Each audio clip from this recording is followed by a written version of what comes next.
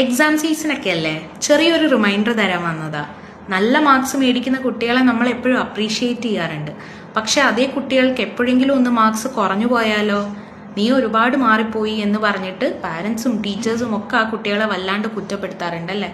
പക്ഷെ ശരിക്കും അവിടെ മാറിപ്പോയത് കുട്ടികളുടെ കഴിവുകളാണോ അതോ നമ്മളുടെ എക്സ്പെക്റ്റേഷൻസ് ആണോ?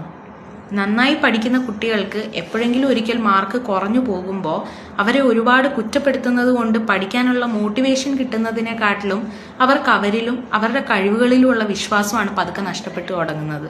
ദേ somehow start believing that their worth and value depends on their marks. നീ ഒരുപാട് ഉഴപ്പാണ്, നീ ഒന്നും പഠിക്കുന്നില്ല, നീ വല്ലാണ്ട് മാറിപ്പോയി എന്ന് പറഞ്ഞ് അവരെ കുറ്റപ്പെടുത്തുന്നതിനെക്കാട്ടിലും എന്തുകൊണ്ടാണ് നിനക്ക് മാർക്ക് കുറഞ്ഞു പോയത്, നിനക്ക് പഠിക്കാൻ ഒരുപാട് കഴിവുള്ള കുട്ടിയാണ്, നീ ഒന്ന് നല്ല രീതിക്ക് ശ്രമിച്ചാൽ നിന്നെ കൊണ്ട് ഇനിയും നല്ല മാർക്ക് മേടിക്കാൻ സാധിക്കും എന്ന് പറയുന്നതും തമ്മിൽ ഒരുപാട് വ്യത്യാസമുണ്ട്.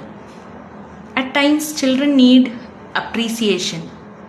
അത് മാർക്സിന് മാത്രമല്ല, അവരുടെ എഫേർട്സിനും കൂടി.